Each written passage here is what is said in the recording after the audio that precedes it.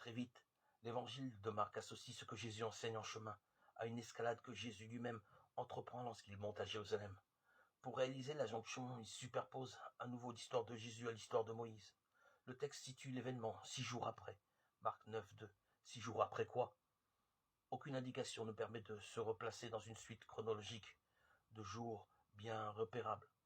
Dans une succession de péripéties que Jésus aurait vécues en allant à Jérusalem, l'événement est donc comme suspendu en l'air, superposé à l'histoire de Moïse.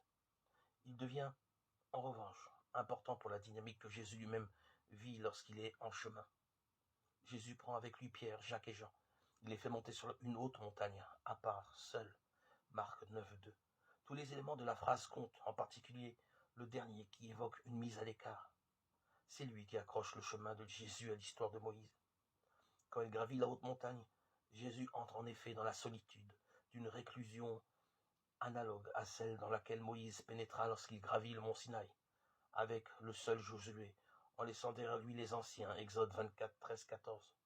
Pour conclure son alliance avec Israël, Dieu avait demandé à Moïse de vivre cette mise à l'écart, en disant que Jésus prend avec lui 3 disciples. Le texte de Marc dessine aussi l'imposition d'une rupture.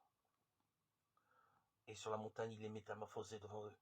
Marc 9, 2c. Quand les évangiles de Luc et de Matthieu racontent, ils décrivent alors ce qui arrive à Jésus. L'aspect de sa face devient autre. Luc 9, 29. Sa face resplendit comme le soleil. Matthieu 17, 2. Quand l'évangile de Marc raconte, il ne s'intéresse pas à la nature de la métamorphose qui se produit. Il préfère enraciner la métamorphose de Jésus dans une expérience que Moïse a faite sur le mont Sinaï.